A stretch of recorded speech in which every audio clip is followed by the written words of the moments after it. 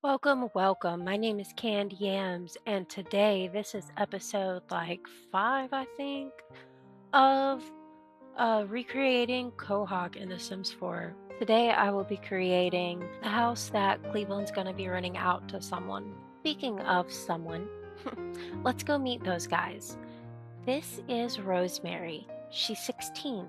She is protective and resourceful with a gentle but determined personality. She dreams of recreating the stability she once knew before the loss of her parents and has a nurturing instinct, especially for her older brother. She can be kind and outgoing, but she does tend to be more of a loner.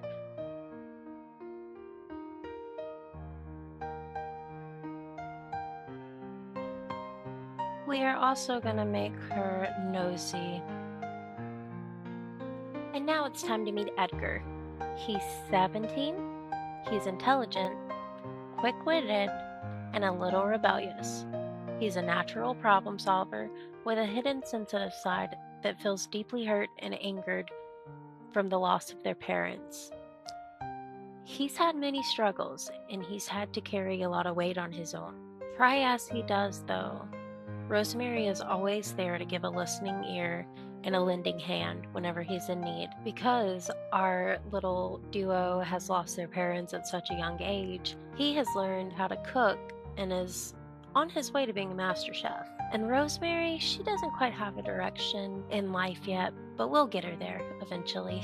Let's take a quick little tour of her neighborhood and then we'll get started. Alright, so we have Cleveland and Joe, Peter and Quagmire, we have everyone's house. And right here is going to be like, in the show how beside Cleveland there's that brown house. I was going to just recreate that one. I want to create something like super unique and something that isn't in the neighborhood. All the other houses have a very similar flow to them. I want this one to be like super unique, right? But other than being unique, I really don't have a direction for it. So I'm pretty much just making squares and seeing how things fit. Nonetheless, I want to change this video up, and instead of just, like telling you what I'm doing as you see it on screen, I just want to talk about Rosemary and Edgar and share their story a little bit. I do want to be transparent and just say I did write a little bit of a sad backstory for them. So, no harm, no foul, but if you don't like sad stories, then you may want to skip out on this one because I wrote a sad story. And if you're asking yourself, well, Candy Yams, why would you want to write a sad story about a sim? Something that's not real. You could have them be anything. I love writing sad stories for my Sims because I feel like they bring out the depth and complexity in my characters, making their journeys more meaningful. Life has its tough moments, and exploring those challenges lets me tell a story of resilience, hope, and growth. Plus, watching my Sims overcome hardships makes their happy moments feel even more rewarding. With that being said, I hope you enjoy my Sims, my build, and my story. Thank you for watching. Rosemary and Luca had a warm, loving home. Their parents taught them about kindness, resilience, and looking out for each other. But everything changes one rainy evening when their parents pass away in a car accident. They leave the siblings alone and devastated. Initially, the siblings stay with family friends, but complications arise and soon they find themselves facing the terrifying prospect of being on their own. Now, parentless and homeless, Rosemary and Edgar drift between temporary homes, shelters, and sometimes even spending the nights in parks and libraries. They rely on each other more than ever. Edgar leans on Rosemary's comforting words. Rosemary finds courage in Edgar's fiery determination. She becomes a grounding force, helping Edgar stay focused despite his hurt and anger. Together, they form an unbreakable bond, promising they'll always have each other's backs no matter what. One day, as they're wandering through their old neighborhood, they run into Mr. Brown, an old family friend who used to work with their father. He's shocked by their situation and offers them a warm meal and a place to rest for the night. As they talk, he realizes they may not know about a small trust fund their parents had left for them. Mr. Brown helps them navigate the legal process, and soon they discover there's enough money for a modest fresh restart. With their newfound inheritance, Rosemary and Edgar make a bold decision. They're going to rent their very own small apartment. They find a modest but cozy place right next door to Mr. Brown, rented out by Mr. Brown, and even decorated by Mr. Brown. However, once they move in, they soon find they can't afford the furnishings, so we'll have to use what little money they do have from the inheritance and just set them up with, like the basic necessities for now, and then we'll get them jobs and they can decorate their own spaces or even move out if they want to. Mr. Brown understands the importance of trying to teach them financial responsibility since their parents' passing, and that's why we're gonna have them try to be responsible through me and decorate our own space. Nonetheless, it does suck that I wasn't able to use my creation and build, but it's okay because we'll get it all back. I don't even think I'm gonna show that though. For some reason, it did keep the back, like I put a pool, a stereo, and things like that in the back yard. It did let me keep that, so I mean, at least we have a pool and a grill and a stereo. That's cool. Nonetheless, back to Rosemary and Edgar's story. So, they grew up in a small town raised by their parents, who instilled in them the values of kindness, hard work, and resilience. Their mother, Amelia, was a teacher, warm and patient, and passionate about helping children learn. She had a way of making every moment feel special, from bedtime stories that transported them to other worlds to weekend camping trips where they learned to find beauty in nature. Their father, Thomas, worked as a mechanic and always had oil stained hands and a ready smile. Though his job was physically demanding, he took pride in it and often let Edgar help out with small tools, teaching him the importance of craftsmanship and care. The family wasn't wealthy by any means, but their home was full of love, laughter, and creativity. One summer evening, on their way back from visiting Amelia's sisters, they were caught in a severe storm. Thomas was driving, and despite his cautious nature, the road conditions were just too terrible. Their car skidded and collided with an oncoming vehicle, leaving Rosemary and Edgar orphaned overnight. The accident was a shattering blow to the family, not just because they lost their parents, but because they lost the foundation and security of the life they'd always had known. In the weeks following the accident, Rosemary and Edgar were taken in by their mother's friend, Mrs. Bayard, a kind elderly woman who tried to provide for them. Despite her good intentions, she struggled to manage two grieving teenagers, and soon they had to move on. After a few short term arrangements, Rosemary and Luca found themselves truly on their own, navigating the realities of survival, loss, and growing up faster than they ever should have.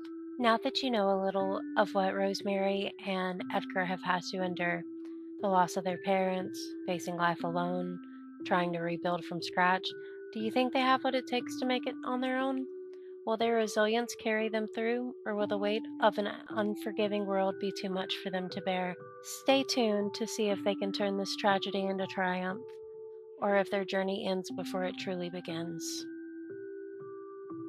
Alrighty, I just want to add a few more plants to the front, and um, and then we will go grab Rosemary and Edgar, and let's go move these guys in. Alrighty, I am actually really happy with our neighborhood. I love this.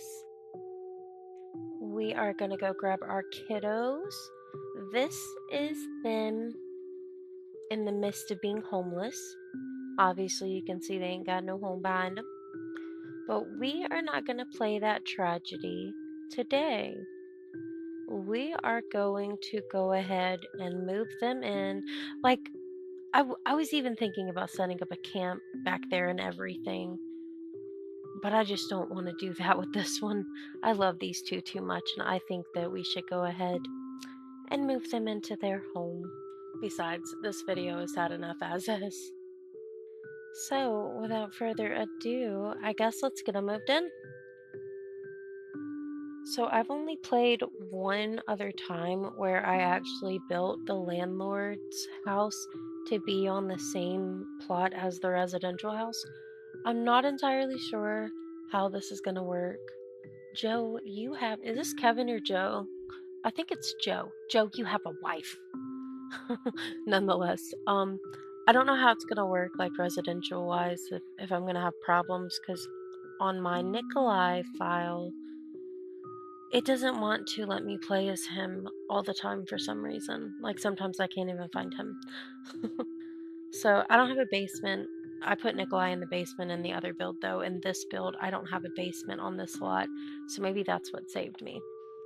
Nonetheless, let's get them moved in, and I think we need to still like add furniture, buy them furniture and stuff, but we got some funds, so we can do it. And Rosemary has a friend next door, so that's always a good thing. As they settle into their new life, Rosemary and Edgar begin to embrace the freedom and independence that come with their new home.